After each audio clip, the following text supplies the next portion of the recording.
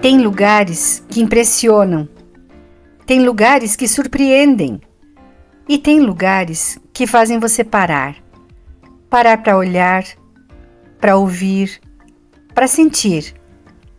A Tanzânia foi um deles.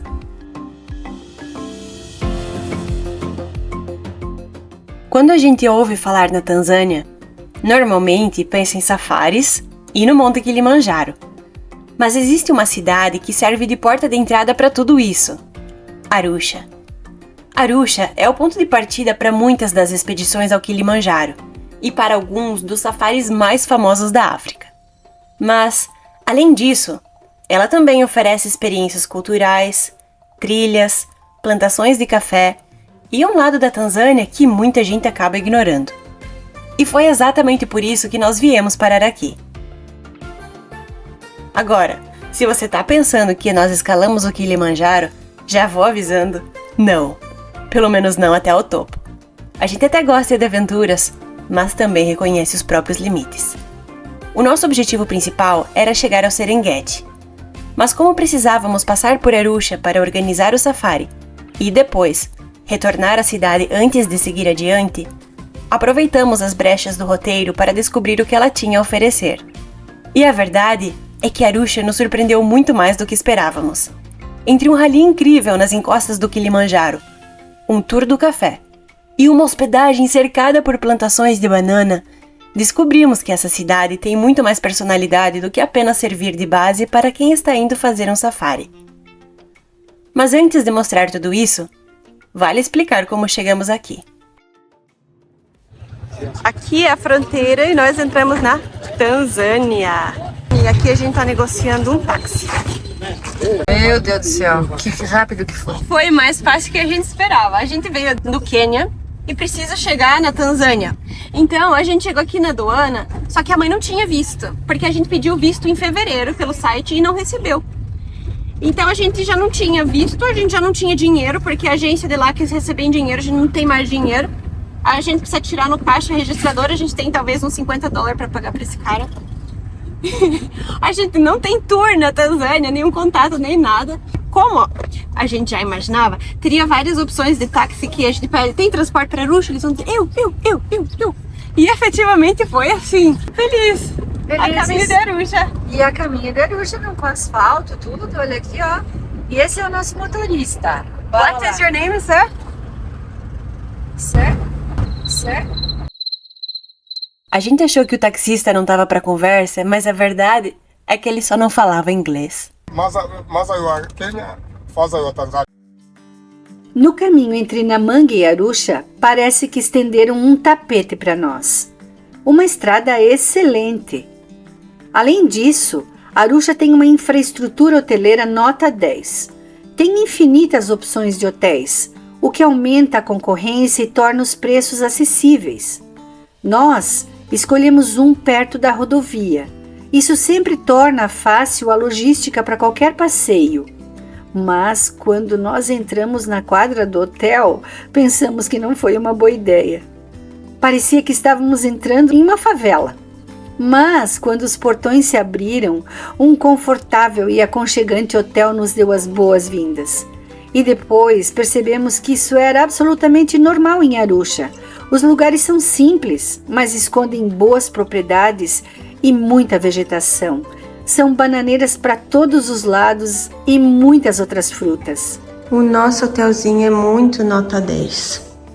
É simples, mas é tudo que a gente precisa, porque ele está numa boa localização, bem pertinho da saída para os parques. E aqui, uma curiosidade é que quase sempre os banheiros não têm vidro. Não tem vidro. Na Tanzânia, quem faz o papel do Uber é o Bolt. É meio sofrido, demora bastante, mas é o que tem. Pelo menos, além de carro, dá para chamar um tuk-tuk. Naquele dia, precisávamos sacar dinheiro e encontrar uma agência para organizar nosso safari.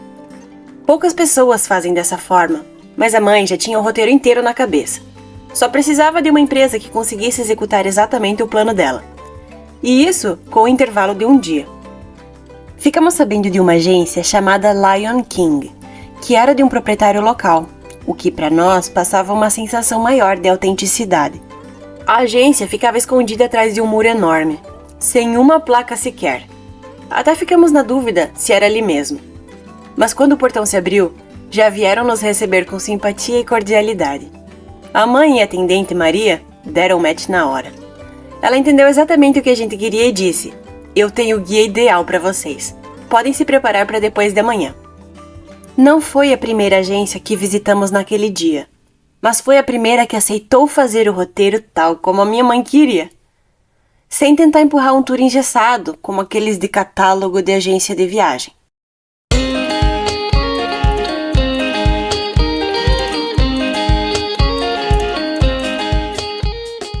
Andar de tuk-tuk vicia. Primeiro, porque é muito mais fácil filmar. Segundo, porque ele se enfia em qualquer espacinho no trânsito. E terceiro, porque é baratinho. Não é exatamente seguro, mas também não chega a ser inseguro. Como ainda estava claro, aproveitamos para conhecer o centro de Arusha. A cidade é muito curiosa. Parece estar no meio da selva e, ao mesmo tempo, envolta por uma nuvem constante de fumaça de carros.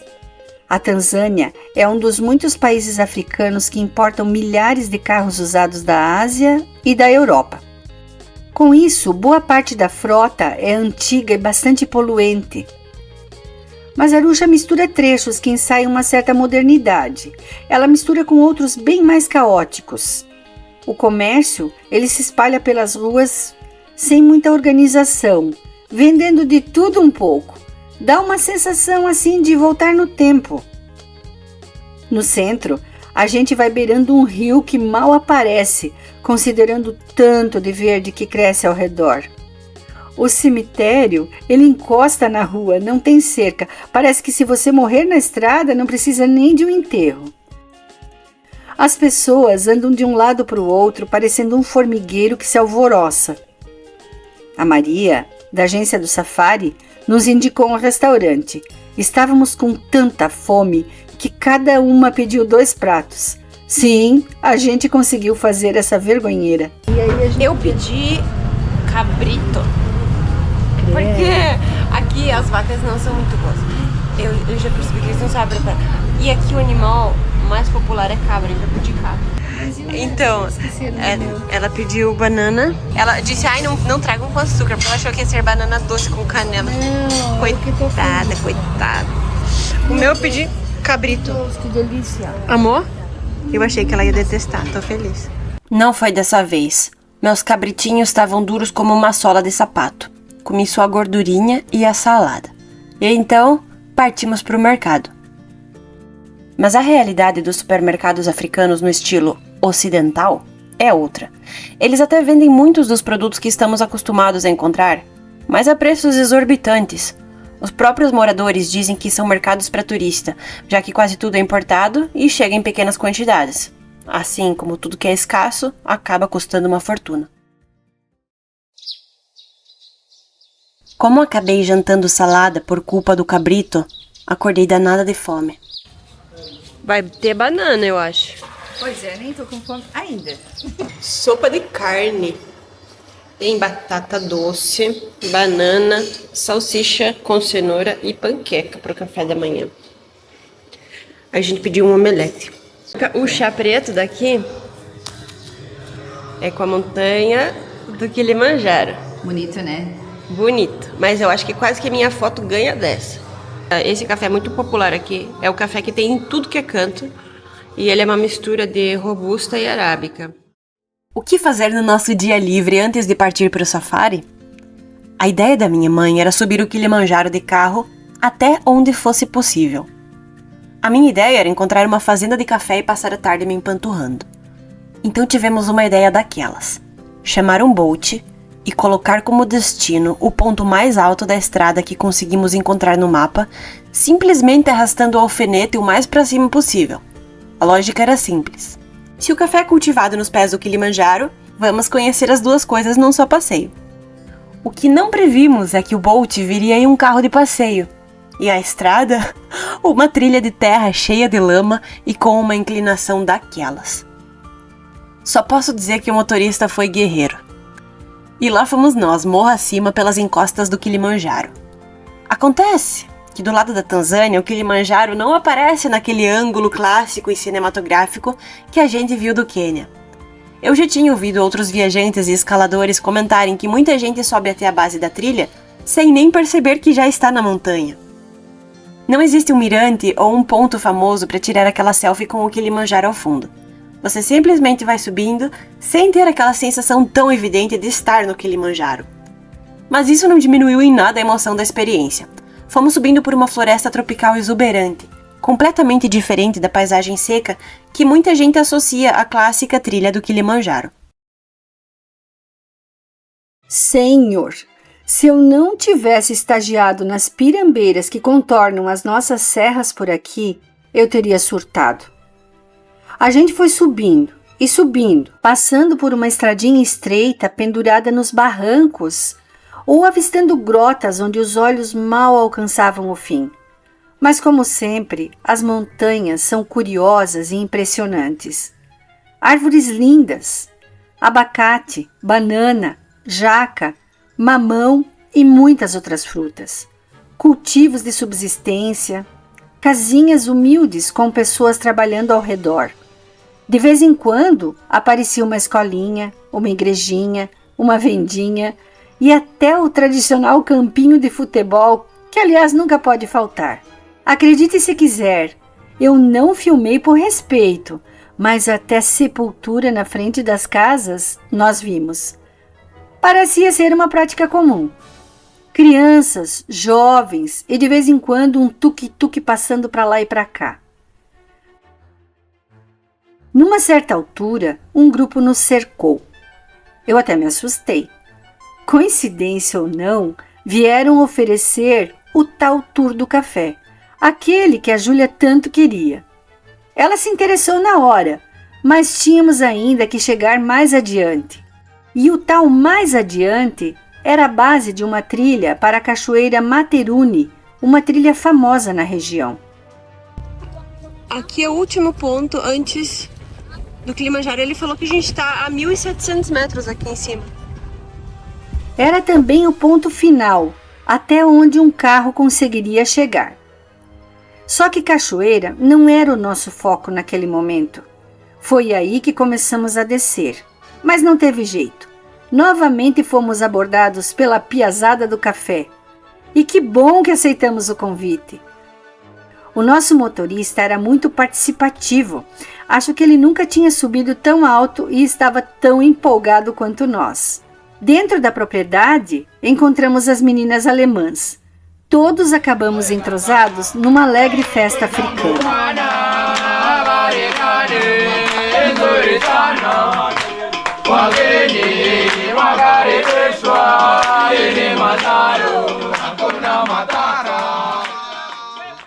Antes de tudo, um pequeno detalhe. Não era a época de colheita do café. Então a gente começou a experiência já a meio caminho, a partir dos grãos crus que eles tinham colhido algum tempo antes. O processo era mais ou menos assim: colocar os grãos no pilão para soltar a casca, e aí cada turista tinha que bater um pouquinho. Depois, jogavam os grãos para o alto numa peneira de palha, para que a casca fosse embora. Então, eles iam para a panela, onde eram torrados. E é aqui que o negócio começou a desandar. Novamente, todo turista tinha que dar sua contribuição e garantir o vídeo do Instagram.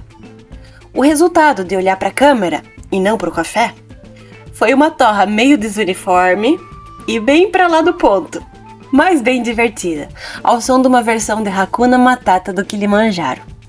Depois, os grãos voltavam para o pilão, dessa vez para virar pó. Aí era só colocar tudo para ferver num caldeirão e, por fim, passar o café num filtro improvisado, que no caso era uma peneira. Foi nessa hora que meu lado brasileiro entrou em conflito. Eu passei a vida ouvindo que o café fervido amarga. Ali, ele não só foi preparado com água fervendo, como ainda ficou fervendo por mais um tempo. E logo em seguida, passaram aquela água fervendo por uma peneira de plástico. A minha cabeça só pensava em duas coisas. 1, isso vai dar muito errado. E 2, quantas gramas de microplástico será que eu vou ingerir numa xícara? Won't it melt the plastic? Só que a abstinência de um café passado falava mais alto do que qualquer outra preocupação. E talvez por terem percebido a ansiedade estampada na minha cara, me serviram primeirinha e eu fiquei faceira da vida. A Julia é a primeirona. Que tal?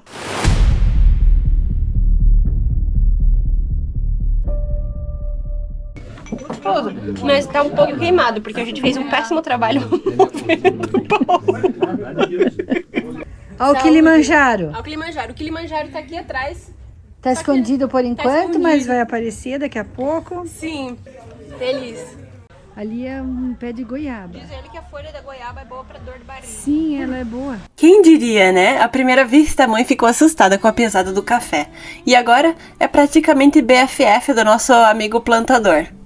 Tanto que ele convidou nós duas para conhecer a fazenda e a casa da família. Lá, quase tudo era produzido por eles mesmos. Coisa da cidade, só quando não tinha jeito. E ó, ainda bem, porque chegar lá era uma verdadeira missão. Mas eu facilmente trocaria a vida da cidade por aquele cantinho, sem reclamar. Menina mais amada. Ontem eu comi uma de você e tava ruim. Tava ruim. Bem então feito, não né? vou mais comer cabrita. Não vou mais comer cabrita. I wanna take a selfie with the goat. He's scared. So I'm gonna take with those. Eles enterram as pessoas perto da casa, até porque para levar, né? Não sei como é que seria isso. Lá muitos e muitos mamãos, ó. Vou pegar.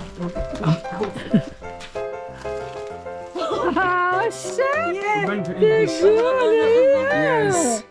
Ele colheu uma mamão e agora tá descascando para nós. Papaya. Ai, muito doce. So, boga. Boga. Abóbora. As we in Swahili is call it boga. É. Wild tomato. É, né? Tomate, né?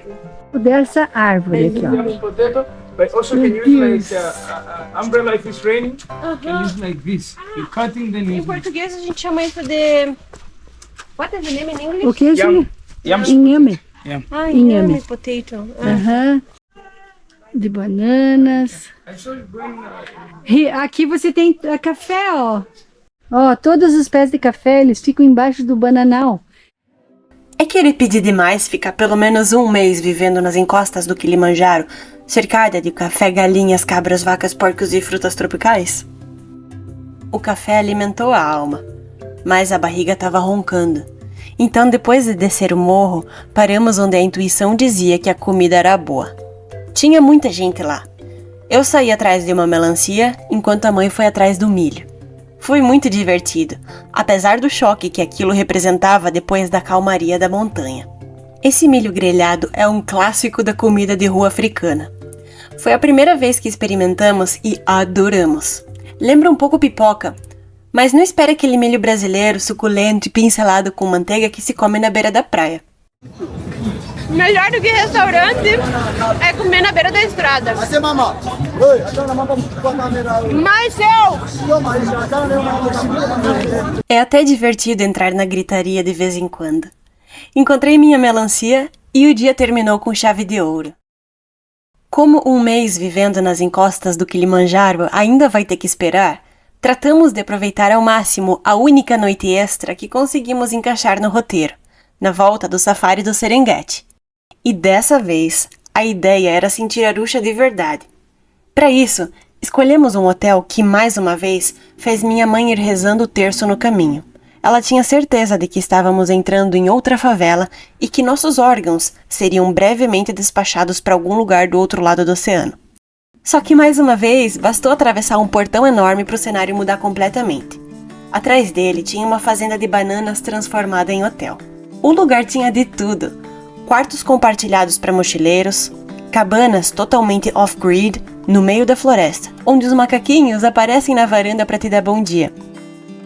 E também tinha umas cabanas um pouco mais Nutella, como a nossa. Mas nem tanto, porque o chuveiro ficava no quintal. No começo a minha mãe achou aquilo o fim da civilização. Depois tenho minhas dúvidas se ela não acabou gostando. E eu? Eu achei um dos hotéis mais legais da minha vida. Primeiro porque tomar banho ao ar livre é uma delícia. Melhor ainda quando começa a chover e a água da chuva se mistura com a do chuveiro. Segundo, porque no jantar tinha buffet livre, que já ajudou a matar um pouco das saudades de casa. Pra minha alegria e desespero da mami, com direito a gatinho na mesa. E por último, e mais importante, o hotel tinha uma trilha na beira de um rio que levava até uma cachoeirinha escondida. Nessa hora eu já estava quase perguntando se eles estavam contratando. Eu acho que eu conseguiria me adaptar bem fácil à vida por lá.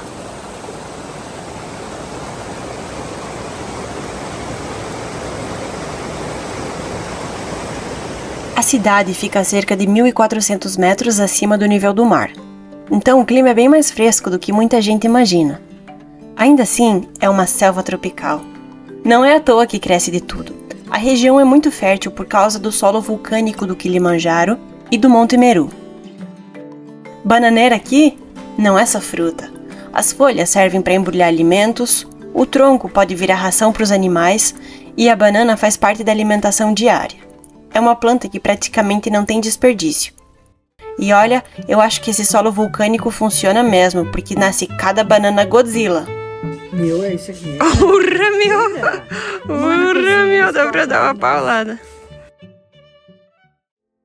Num grande mau humor, fomos a caminho do aeroporto. Era muito triste estar indo embora de lá. Sabíamos que as grandes aventuras já estavam ficando para trás. O aeroporto de Arusha é pequeno, simples e atende principalmente quem está indo ou voltando dos safaris no norte da Tanzânia. Apesar do tamanho, o movimento é grande, com aviões de pequeno e médio porte decolando o tempo todo para destinos como Zanzibar, Dar es Salaam e os parques nacionais da região. Nosso voo de saída seria pela Precision Air. Quando fomos comprar as passagens, minha mãe pesquisou a companhia no Google e soltou toda animada. Olha que 10! É aqueles aviões que pousam na água. Eu respondi, mãe, olha direito. Isso não é um hidroavião, é um avião que caiu dentro da água. Mas como não tinha muita alternativa, foi com essa mesma companhia que embarcamos. Como é de se esperar, suei na mão da mãe, pra danar. E assim deixamos Arusha para trás, convencidas de que esse lugar foi feito para ser vivido, e não apenas visitado.